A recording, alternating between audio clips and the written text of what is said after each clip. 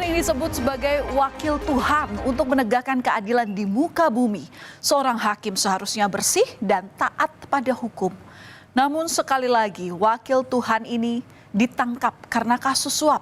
Tak tanggung-tanggung saudara, kabarnya uang suapnya sebesar 60 miliar rupiah. Sungguh miris, mereka yang dipercaya untuk menegakkan hukum justru membuat hukum seolah tumpul. Mengapa kemudian hal ini masih saja terjadi kepada orang yang kerap disebut yang mulia itu? Pada Sabtu 12 April 2025, Kejaksaan Agung menetapkan 4 orang tersangka suap penanganan perkara di Pengadilan Negeri Jakarta Pusat.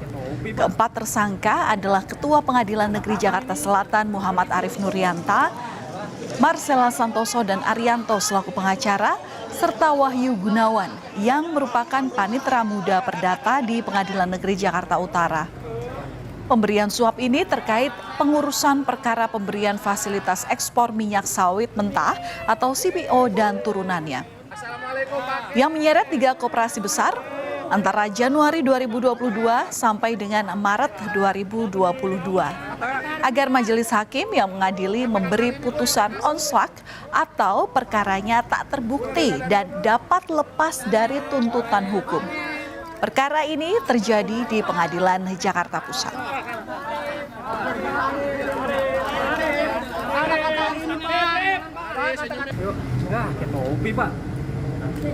Adapun keempat orang tersebut masing-masing adalah: 1. Tersangka WG yang bersangkutan selaku panitera muda perdata pada Pengadilan Negeri Jakarta Utara. Jadi saat ini jabatan yang bersangkutan adalah panitera muda pada Pengadilan Negeri Jakarta Utara. Kemudian yang kedua, tersangka MS yang bersangkutan adalah seorang advokat. Kemudian yang ketiga adalah AR, juga sebagai advokat. Dan yang terakhir adalah MAN, yang bersangkutan saat ini menjabat selaku Ketua Pengadilan Negeri Jakarta Selatan. Dalam kasus ini, Ketua Pengadilan Negeri Jakarta Selatan Muhammad Arief Nurianta diduga menerima suap sebesar 60 miliar rupiah dari 2 tersangka lain, yakni Marcella Santoso dan Arianto selaku pengacara melalui perantara Wahyu Gunawan yang merupakan panitera muda perdata di Pengadilan Negeri Jakarta Utara. Suap ini terkait dengan pengurusan perkara pemberian fasilitas ekspor minyak sawit mentah atau CPO dan turunannya, yang menyeret 3 korporasi besar antara Januari sampai dengan Maret 2022 agar majelis hakim yang mengadili memberi putusan onslak atau dapat lepas dari tuntutan hukum. Perkara ini, saudara, terjadi di Pengadilan Negeri Jakarta Pusat. Namun mengapa Ketua Pengadilan Negeri Jakarta Selatan yang ditangkap? Kejaksaan Agung menjelaskan bahwa saat itu Muhammad Arief Nurianta menjabat sebagai Wakil Ketua Pengadilan Negeri Jakarta Pusat. Muhammad Arief Nurianta kemudian dilantik menjadi Ketua Pengadilan Negeri Jakarta Selatan pada 7 November 2024. Langkah Kejaksaan Agung tidak berhenti di situ saja. Setelah menetapkan 4 tersangka, Kejaksaan Agung juga menetapkan 3 orang hakim sebagai tersangka terkait dengan dugaan suap pengurusan perkara pemberian fasilitas ekspor minyak sawit mentah atau CPO yang menyeret 3 korporasi besar. Ketiganya adalah Juyamto selaku Hakim Ketua, Agam Syarif Baharudin, dan Ali Muhtarom selaku Hakim Anggota. Ketiganya saat itulah yang menangani kasus perkara ekspor minyak sawit mentah atau CPO di Pengadilan Negeri Jakarta Pusat. Menurut Kejaksaan Agung, saudara, ketiga hakim ini ditunjuk oleh Wakil Ketua Pengadilan Negeri Jakarta Pusat saat itu, yakni Muhammad Arief Nurianta. Kejaksaan Agung menduga ketiga tersangka ini menerima suap Muhammad Arief Nurianta sebesar 22,5 miliar rupiah. Suap tersebut diberikan agar putusan perkara 3 korporasi besar tersebut onslak atau putusan lepas. Namun yang kini menjadi pertanyaan, dari uang 60 miliar rupiah yang diberikan pada Wakil Ketua Pengadilan Negeri Jakarta Pusat saat itu, Muhammad Arif Nuryanta, hanya sebesar 22,5 miliar rupiah yang sampai ke tangan para hakim. Lalu kemanakah sisanya? Jadi uang 60 miliar itu diterima oleh Wakil Ketua Pengadilan Negeri Jakarta Selatan saat itu. Jakarta Pusat pada saat itu. Kemudian tadi saya sampaikan berapa yang diberikan kepada 3 majelis hakim, sudah pada dengar semua. Pertanyaannya gimana sisanya? Inilah yang masih kami kembangkan. Apakah sisanya masih ada yang dibagi kepada orang lain, ataukah seluruhnya dikuasai atau dalam penguasaan yang bersangkutan, yaitu tersangka MAN. Seiring dengan penahanan 7 tersangka dalam kasus pemberian suap dalam rangka pengurusan perkara pemberian fasilitas ekspor minyak sawit mentah atau CPO dan turunannya yang menyeret 3 korporasi besar, pihak Kejagung juga menyita sejumlah mobil mewah. Mobil-mobil mewah tersebut merupakan milik para pengacara yang diduga berperan sebagai pemberi suap dalam kasus ini. Ada pula 21 motor dan juga 7 sepeda yang ikut disita.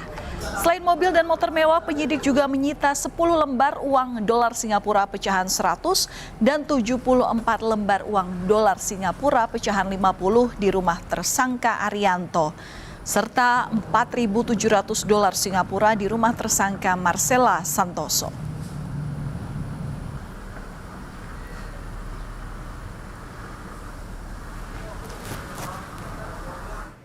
Kejaksaan Agung juga menyita uang miliaran rupiah di rumah Ketua PN Jaksel dan 3 hakim. Pertama, saudara, di rumah Muhammad Arif Nuryanta, penyidik menyita 40 lembar uang tunai dolar Singapura pecahan 1.000 dan 125 lembar uang dolar Amerika pecahan 100. Kemudian di rumah tersangka Ali Muhtarom, penyidik menyita 360.000 dolar Amerika atau kalau dirupiahkan ini setara dengan 5,9 miliar rupiah. Dan di rumah Agam Syarif Baharudin, penyidik menyita uang sebesar 616.230.000 rupiah.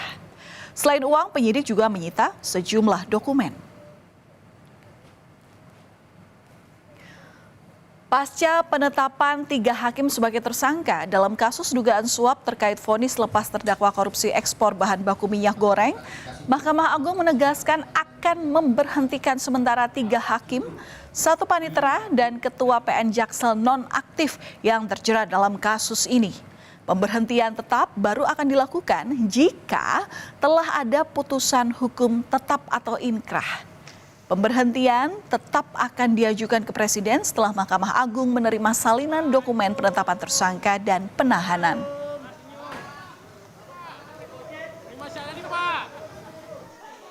Mahkamah Agung menghormati proses hukum yang dilakukan oleh Kejaksaan Agung terhadap Ketua Pengadilan Negeri Jakarta Selatan dan Majelis Tipikor, Majelis Hakim Tipikor pada Pengadilan Negeri Jakarta Pusat. Hakim dan panitera yang telah ditetapkan sebagai tersangka dan dilakukan penahanan akan diberhentikan sementara. Jika telah ada putusan yang berkekuatan hukum tetap, akan diberhentikan tetap. Sementara itu, juru bicara Komisi Yudisial Mukti Fajar Nurdewata menyebut akan melakukan penyelidikan mendalam guna menelusuri dugaan pelanggaran kode etik dan pedoman perilaku hakim. KY juga akan berkoordinasi dengan Mahkamah Agung dan Kejaksaan Agung untuk melakukan pendalaman terkait kasus tersebut.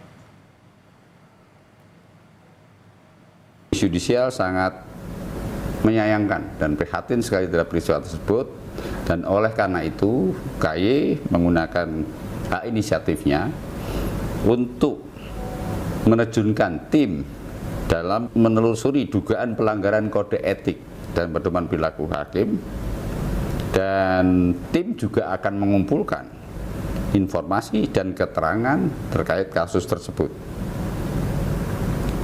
serta memproses informasi atau temuan apabila ada indikasi pelanggaran kode etik hakim. Memang, Saudara, pihak Kejaksaan Agung menyebutkan bahwa uang sebesar 60 miliar rupiah itu diberikan oleh pengacara terdakwa melalui tersangka Wahyu Gunawan kepada Ketua PN Jaksel. Dan kemudian uang tersebut dibagikan kepada 3 hakim. Namun dari mana sebenarnya asal-usul uang 60 miliar rupiah ini? Apakah ini murni milik pengacara atau justru ada orang lain di balik kasus suap ini?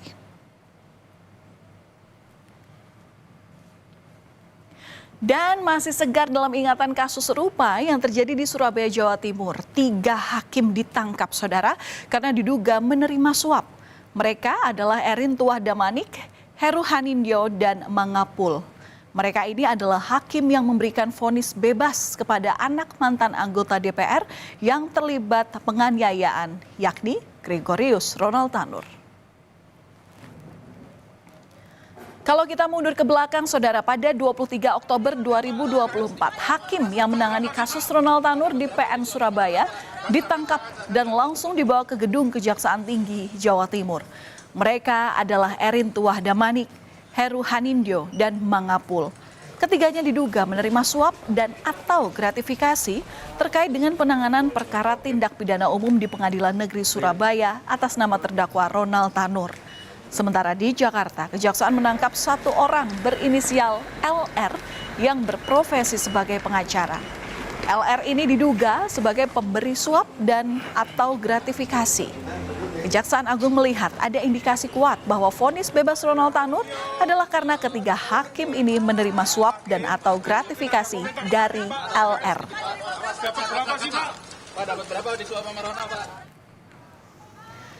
Dalam kasus ini juga melibatkan mantan Ketua Pengadilan Negeri Surabaya, Rudi Pramono.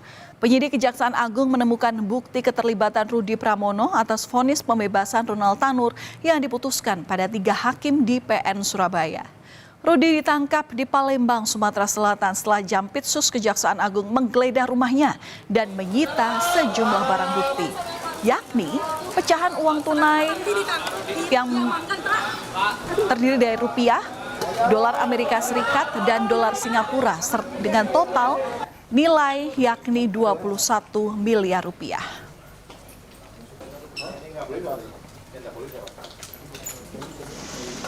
Tidak hanya ex-ketua Pengadilan Negeri Surabaya yang terlibat dalam kasus ini, mantan pejabat Mahkamah Agung Zara Frikar ini juga turut terlibat. Zara Frikar diduga menerima uang suap sebesar 5 miliar rupiah dalam bentuk pecahan uang asing. Suap ini untuk tetap menyatakan Ronald Tanur tak bersalah pada tingkat kasasi. Saat itu Zara Frikar menjadi perantara dalam kasus Ronald Tanur.